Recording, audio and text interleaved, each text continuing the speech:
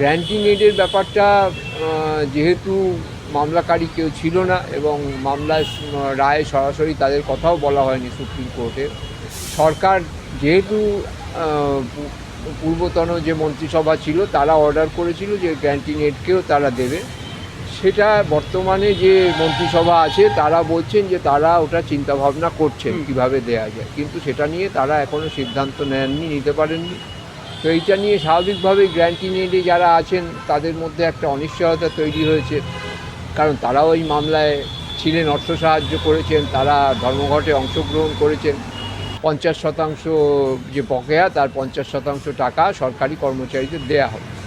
এখন এই যে ব্যাপারটা, এটা কী হিসেবে দেওয়া হবে, কোন হিসেব করে দেয়া হবে, মানে আগে যে 43% মাত্র দেয়া হয়েছিল 57% বাদ দিয়ে সেই হিসেবে দেয়া হবে, নাকি দ্বিতীয় অর্ডারে যে আরও কম ছিল মাত্র 12% 15% পেয়েছেন সেটাই হবে, নাকি নতুন করে এআইসিপিআই অনুযায়ী যেভাবে সুপ্রিম কোর্ট বলেছিল সেই হিসেবে দেয়া হবে, এটা পরিষ্কার নয়। এসএসসির ক্ষেত্রে বলছেন যোগ্য প্রার্থীদের যে সরকার একই থাকে, ওই সরকার আর কোর্টে যাবে না তাদের চাকরি বাঁচানোর জন্যে। আবার এদিকে সে তার যদি একই থাকে তাহলে আগের সরকার, আগের মন্ত্রিসভা যে অর্ডারটি করেছিল গ্র্যান্টিং এডের বিষয়ে, তা তাহলে সেটাকে তারা কার্যকর করুক, এটা নিয়ে তো চিন্তাভাবনার কিছু নেই। কারণ গ্র্যান্টিং এডের 60% টাকা কেন্দ্রীয় সরকার দেয় এবং সেটা অনেক দিন আগেই দিয়ে দিয়েছে। দাদা, গ্র্যান্টিং এইডের যে বিষয়টা, কেউ কেউ হতাশাগ্রস্ত হচ্ছেন, আদৌ পাবেন কি পাবেন না, যদিও বা একটা হলফনামা বেরিয়েছে সরকারের তরফ থেকে, সব মিলিয়ে ঠিক কোথায় যাচ্ছে গ্র্যান্টিং এইডদের এই বিষয়টা? ডিএ মামলার কথা বলছেন নিশ্চয়ই, 2009-এর রোপা যেটা, সেটা সেই মামলাটা করেছিল হচ্ছে সরকারি কর্মচারীদের 3টি সংগঠন, ইউনিটি ফোরাম যেটা আমার সংগঠন, এবং তার পাশাপাশি confederation of state government employees এবং পরবর্তীকালে কর্মচারী পরিষদ। এখানে গ্র্যান্টিং এডে যারা বেতন পান, শিক্ষক বা বোর্ড কর্পোরেশন, পঞ্চায়েত, তারা কেউই এই মামলার পার্টি ছিলেন। পরবর্তীকালে সুপ্রিম কোর্টে সংগ্রামী যৌথ মঞ্চ এই মামলায় ইমপিচমেন্টের সুযোগ পায়। সংগ্রামী যৌথ মঞ্চের মধ্যে সকলেই আছে, সরাসরি সরকারি কর্মচারী যারা বা যারা গ্র্যান্টিং এড সকলেই আছে, কিন্তু তারা ওখানে পার্টি হতে পারেনি, মামলার পার্টি।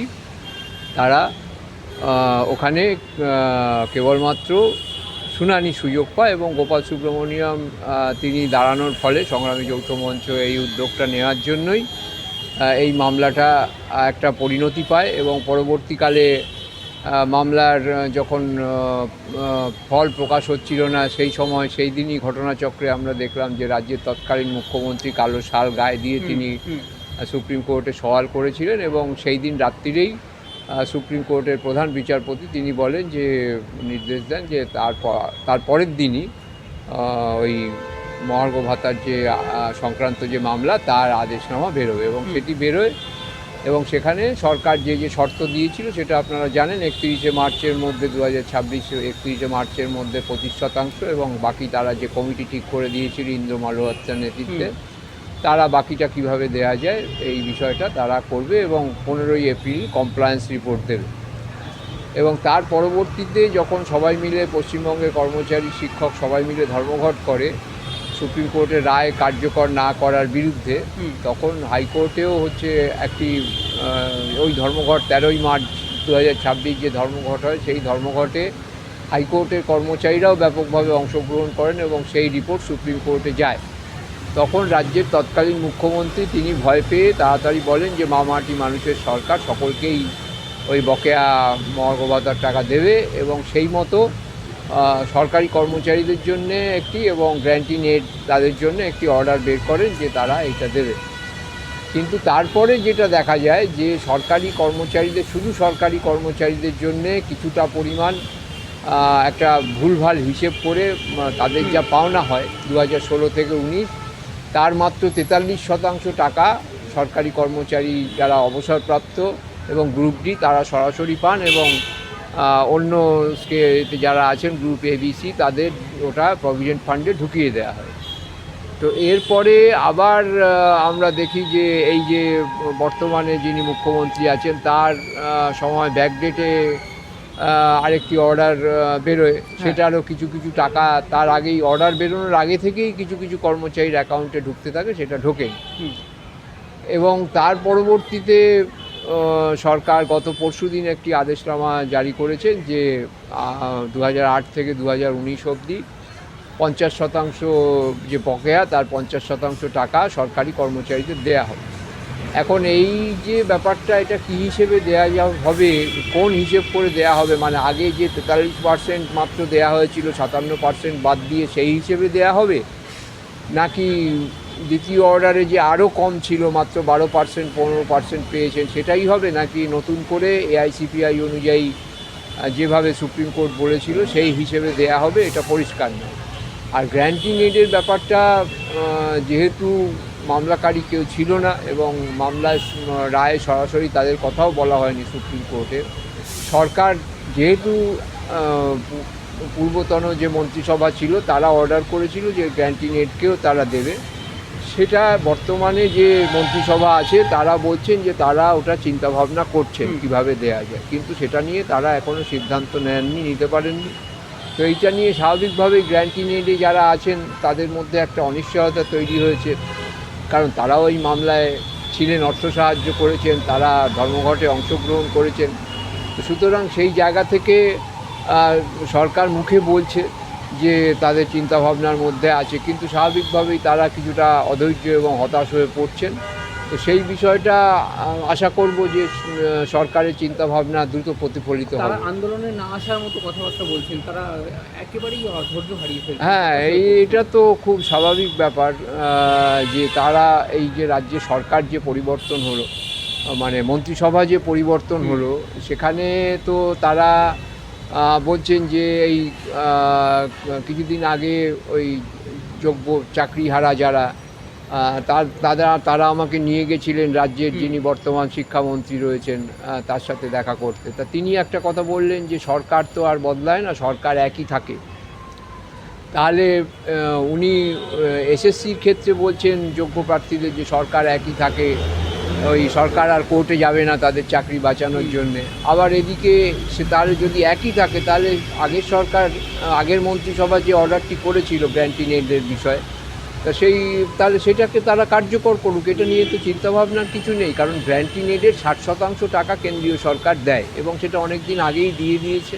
সেই টাকাটা সুদে আসলে আজকে দেওয়ার মতো পরিস্থিতি আছে, কিন্তু সেটা আমরা বুঝতে পারছি না কেন সেটা দেরি হচ্ছে।